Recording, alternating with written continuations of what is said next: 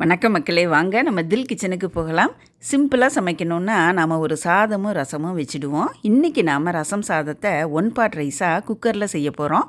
பேச்சுலரும் ஈஸியாக செய்யக்கூடியது இந்த ரசம் சாதம்.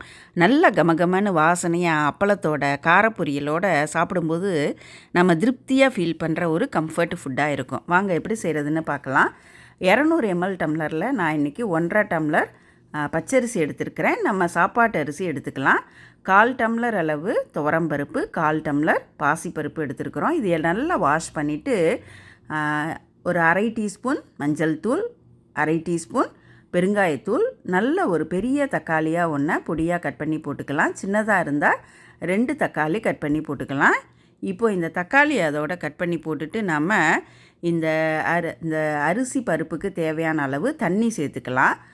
அதாவது 5 பங்கு அளவு, ஒரு டம்ளருக்கு 5 பங்கு அளவு தண்ணி சேர்த்துக்கிறோம். இன்றைக்கி 1.5 டம்ளர் அரிசிக்கு மொத்தமாக 7.5 டம்ளர் தண்ணி சேர்த்துக்கிறோம். அந்த அளவு தண்ணி சேர்த்து இதை குக்கரில் நம்ம யூஸ்வலாக சாதம் வைக்கிற மாதிரி நல்லா சாஃப்டாக வேக வச்சு எடுத்துக்கலாம். நான் வெயிட் போட்டு ஒரு விசில் வந்ததுக்கப்புறம் சிம்மில் வச்சு 10 நிமிஷம் வேக வச்சு எடுத்துருக்கிறேன். இந்த அரிசியும் பருப்பும் அங்கே வெந்துக்கிட்டு இருக்கட்டும். இப்போ நாம் ஒரு சின்ன லெமன் சைஸ் அளவு புளி எடுத்து அதை வெந்நீரில் ஊற வச்சுக்கலாம். அது 10 நிமிஷம் ஊறிட்டுருக்கட்டும். இதோ விசில் வந்துருச்சு. இப்போ நம்ம சிம்மில் வச்சுட்டு இதை 10 நிமிஷம் வேக வச்சு எடுத்தோன்னா சரியாக இருக்கும். நீங்கள் உங்கள் குக்கருக்கு எப்படியோ அந்த மாதிரி சாஃப்டாக வேக வச்சு எடுத்துக்கோங்க. இப்போ நாம் ரசத்துக்கு ஒரு பவுடர் ரெடி பண்ணிக்கலாம். 1.5 டீஸ்பூன் மிளகு, 1.5 டீஸ்பூன் ஜீரகம், 2 டீஸ்பூன் கொத்தமல்லி, வரமல்லி, காரத்துக்கு 5 மிளகாய் சேர்த்துருக்குறேன். நீங்கள் முன்ன பின்ன சேர்த்துக்கலாம் உங்கள் காரத்தை பொறுத்து. இதை மீடியம் ஹீட்டில் கொஞ்சம் வாசனை வர வரைக்கும் வறுத்து ஒரு மிக்ஸி ஜாரில் சேர்த்துக்கலாம். இது நல்லா ஆறுனதுக்கப்புறம் நாம் பொடி பண்ணி வச்சுக்கலாம். இதுதான் நாம் ரச பவுடர் அதில் சேர்க்க போகிறோம்.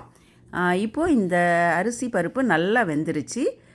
இதை நல்லா நாம் மசிச்சு விட்டுக்கலாம். அந்த ஸ்டீம் ரிலீஸ் ஆனோன்னே நாம் திறந்து இப்போ இதை நல்லா மசிச்சு விட்டுக்கலாம். நல்லா சாஃப்டாக வெந்திருக்குது. இப்போ நம்ம ஸ்டவ்வை ஆன் பண்ணிக்கலாம். புளியை வெந்நீரில் ஒரு 10 நிமிஷம் ஊற வச்சுருந்தோம்ல, அந்த புளியை ஒரு 250 ml தண்ணியில் கரைச்சி எடுத்துகிட்டு வந்துக்கலாம். இப்போது அந்த புளி தண்ணியை இதோட வடிகட்டி சேர்த்துடலாம்.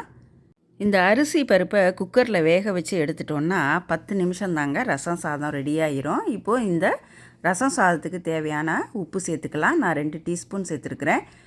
நாம் அந்த வறுத்து வச்ச மிளகு, ஜீரகம், மல்லி அது ஆறுனதுக்கப்புறம் குறைன்னு அரைச்சி எடுத்துக்கலாம். அதுதான் ரசப்பொடி இப்போ சேர்த்துருக்குறோம்.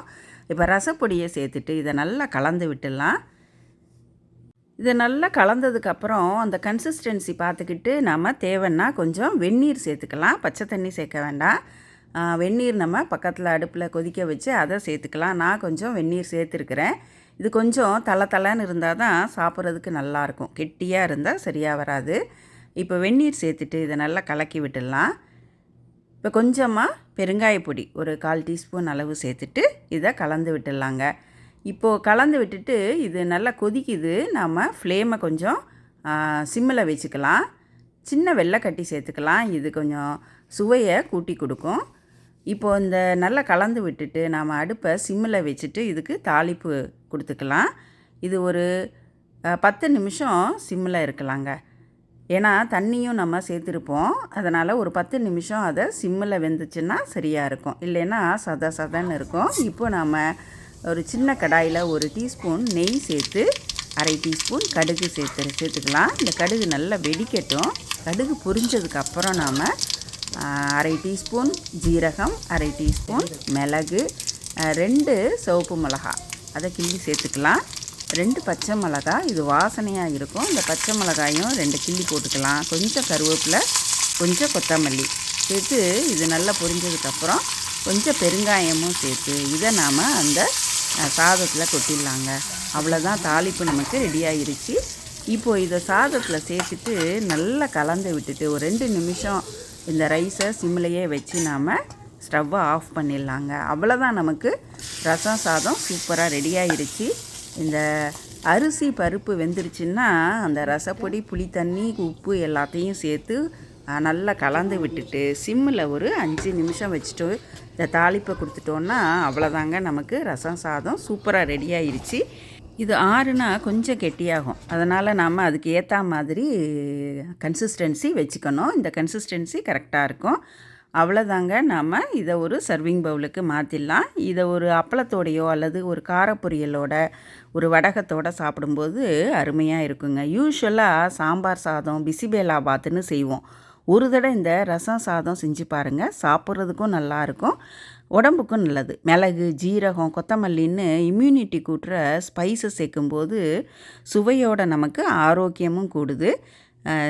இந்த ரசம் சாதம் சிம்பிளாக சமைச்சிடுவோங்க. ஆனால் டேஸ்ட்டு சாப்பிட்றதுக்கு அமிர்தமாக இருக்கும். ஒரு கெட் டுகெதரில் கலந்த சாதத்தோட இந்த ரசம் சாதம் வச்சோன்னா இது ஒரு ஹிட்டு ரெசிபியாக தாங்க இருக்கும். நீங்கள் அவசியம் செஞ்சு பார்த்துட்டு உங்கள் கமெண்ட்ஸை கீழே கமெண்ட் செக்ஷனில் கொடுங்க. இன்னும் நீங்கள் சப்ஸ்கிரைப் பண்ணலைன்னா சப்ஸ்கிரைப் பண்ணிவிட்டு அந்த பெல் பட்டனையும் நோட்டிஃபிகேஷன் பட்டனையும் ப்ரெஸ் பண்ணிடுங்க. நன்றி, வணக்கம்.